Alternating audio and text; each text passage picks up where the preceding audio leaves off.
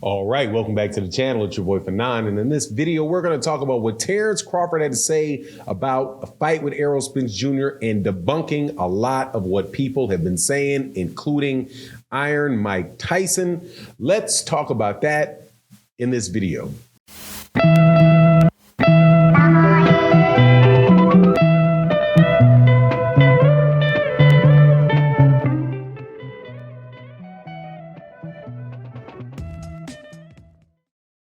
All right, welcome back to the channel. It's your boy Fanon. In this video, we're going to be in the 147-pound division again, because as you know, what else is going on in boxing? Not a lot. Had some pretty decent fights recently, got a couple really coming up, but the majority of the conversation or the interest is, are we going to get this Errol Spence Jr. Terence Crawford fight? Before I get into the subject matter of the video, though, let me welcome you back to the channel. If you are a longtime subscriber and supporter to the channel, thank you so much for your contribution to the channel. If you are new to the channel, please accept my invitation to hit the subscribe button, hit the bell icon so you can be notified of when we release more videos. All right, so let's get into it. As you know, there are a lot of predictions going around about the Errol Spence Jr. Terence Crawford fight. Who's going to win and why, and a lot of rationale going around for why it would happen, why one person would win or not. It seems that as of recently, or at least the further we get away from the Errol Spence Jr. Yordenis Ugas fight, the more well-known fighters and people in the boxing community are picking Terence Crawford to win. A piece of that logic, however, one specifically that was given by Mike Tyson, has been refuted by Terence Crawford, and in a way that I was like, yeah, absolutely, positively, dead spot on, because I was actually surprised that people were doing it, because those type of things do not work. Now, what is that? That is looking at the performance. It's called a triangle theory, and triangle theories do not work in boxing at all. Occasionally they will happen. It will wind up that a triangle will form, but trust me, that there's many examples to say that that is not some set rule where you can apply it. So first and foremost, what is the triangle theory? When you're comparing two different fighters, right, and you want to know who's going to win between the fight, that you look at a common opponent and see how they did against a common opponent. And if the common opponent, depending on how that fight with that common opponent turns out, you will then say, well, one guy or another will win. In this particular circumstance, it is Terence Crawford and Errol Spence Jr. fighting Shawn Porter. So Errol Spence Jr. fights Shawn Porter, and Errol Spence Jr. wins by a split decision win. Terence Crawford fights Shawn Porter, and he wins by a TKO where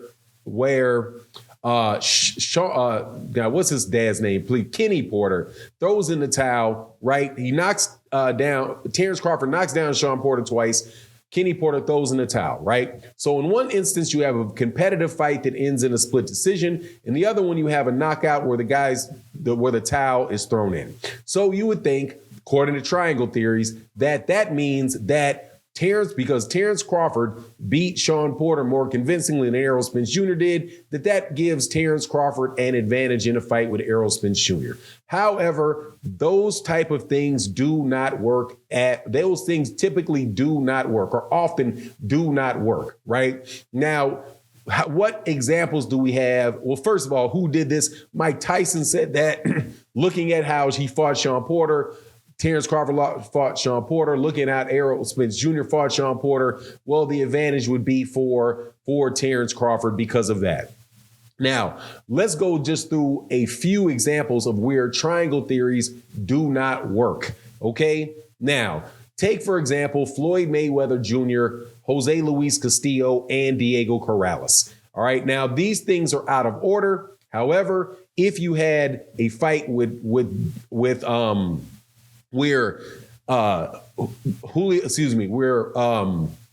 Jose Luis Castillo gave a very difficult time to Floyd Mayweather Jr.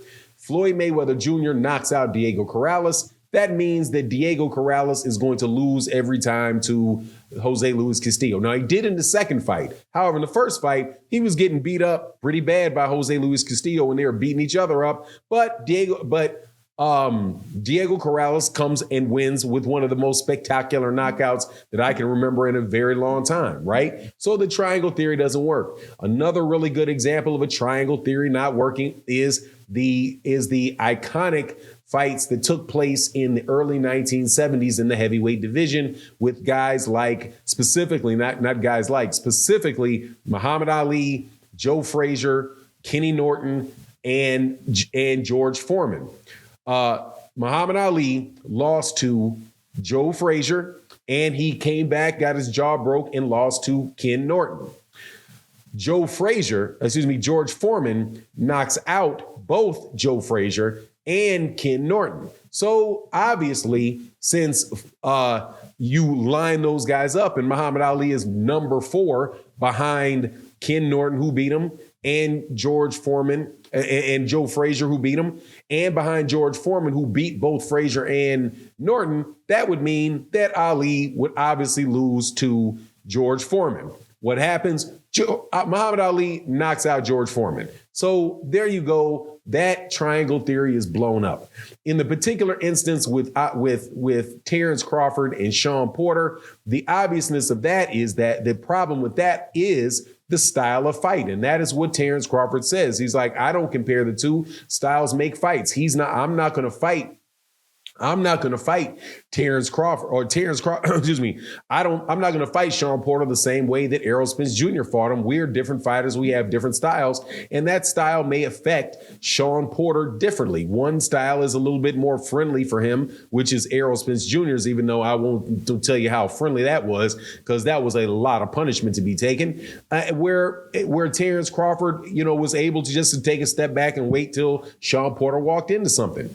Also, you have to take into consider when these fights happened, when one guy fought the other. And this is something that Derek James, who's Errol Spence Jr.'s trainer, says, like, when did Terence Crawford knock him out? He didn't get the same version of Sean Porter that we got because we had a war with Sean Porter, and wars with Errol Spence Jr. will take something out of you. And that's exactly what Mikey Garcia said, confirmed. Like, after he retired, that fight with Errol Spence Jr. took a lot out of me. It wears you down. It really wears you out. That's a lot of punishment to be taken in a fight. When somebody's getting hit, when you're getting hit over a course of an hour, you get hit 300-400 times with a strong guy that really does know how to punch. You may actually start, you may have to be dealing with the ramifications of that, right? And there's only so many fights that a fighter has in him. In my personal opinion, I think Sean Porter went past his fight limit. He had tough fights. He had tough fights with Yordenis Ugas. Had a brutal fight with Errol Spence Jr. Had a tough fight with Keith Thurman. Danny Garcia, right, over the course of time, just took a lot of punishment. And I think he was probably towards the end of his career. He's obviously at the end of his career with Terence Crawford, and not saying Terence Crawford wouldn't beat him at any time in his career, but you got to take that in consideration. And it was nice and refreshing to hear Terence Crawford say the same thing and be like, one doesn't have anything to do with the other. It's all about the styles. Makes a lot of sense to me.